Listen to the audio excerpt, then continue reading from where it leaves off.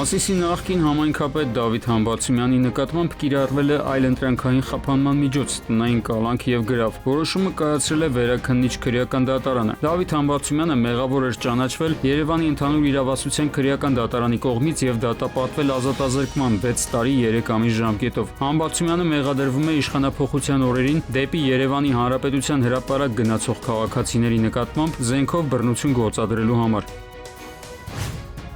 Նախկին ոստիկանապետ Վալերի Օսիպյանն ու նրա կինը Լուսինե Թադևոսյանը հրավիրվել են գլխավոր դատախազություն ապօրինի ծագում ունեցող գույքի բռնագանձման գործի շրջանակում։ Դատախազությունում ուսումնասիրություն է իրականացվել նրանց պատկանող գույքի առնչությամբ և նրանք հրավիրվել են գործի նյութերին ծանոթանալու ու դիրքորոշում ներկայացնելու։ Այս փուլում դատախազությունը չի հրապարակել, թե կոնկրետ ինչ գույքի մասին է խոսքը, նշելով, որ նյութերին ծանոթանալուց հետո գույքի ցանկը կարող է փոփոխվել։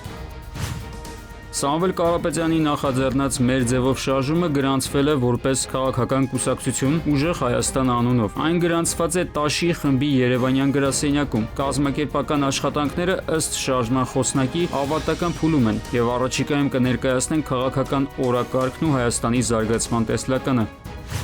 Ամենայն հայոց կաթողիկոս Գարեգին II-ի հրավերով եպիսկոպոսատ ժողովը տեղի կունենա Ավստրիայի Սանկտ Փյոլթեն քաղաքում փետրվարի 16-ից 19-ին։ Այս մասին լրատվամիջոցներից մեկին հայտնել է Մայրաթողի տեղեկատվական համակարգի տնօրեն Եսայի Քահանա Աթենյանը։ Հայ առաքելական եկեղեցու որևէ ժողովական մարմին, բացառությամբ ազգային եկեղեցական ժողովի, իր նիստերը կարող է գումարել ցանկացած վայրում։ Նման նախադեպեր եղել են ինչպես եպիսկոպոսատ ժողովի, այնպես և Գերագույն հոգևոր խորհրդի գումարման պարագային, նշել է նա։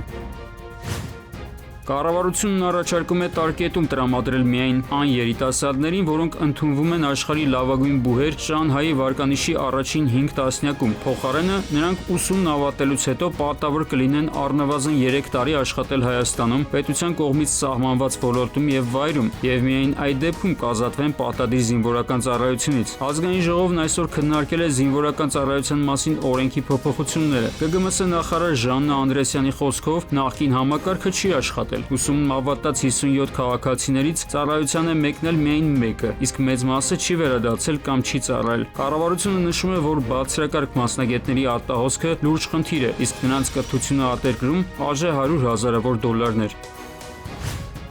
Երևան-Գյումրի ավտոճանապարհի ագարակից մինչև Թալին ճանապարհահատվածում մերկասառույց է, տեղից հայտնում է ֆոտոլրագրող Գագիկ Շամշյանը։ Ճանապարհը չի մաքրվել ոչ ձնից, ոչ էլ մշակվել է աղավազային խառնուրդով, ինչի պատճառով ստեղծվել է վտանգավոր իրավիճակ։ Երթևեկող վարորդները բողոքել են բացի թողի վիճակից, ճանապարհը սպասարկող կազմակերպություններից, նշելով, որ մաքրող տեխնիկան չի աշխատում հավուր պատշաճի։ Արագածոտնի և Շիրակի մարզերի պարեկները վարորդներին ուղեկցում են մարզերից մինչև անվտանգ հատվածներ։ Տեղում աշխատում են նաև փրկարար ծառայության ջոկատները, որոնք մերկասառույցի և ձնակույտերի միջից դուրս են բերել ավելի քան 20 ավտոմեքենա։ Բացի թողի վիճակում է նաև Կոշ գյուղ մտնող ճանապարհը։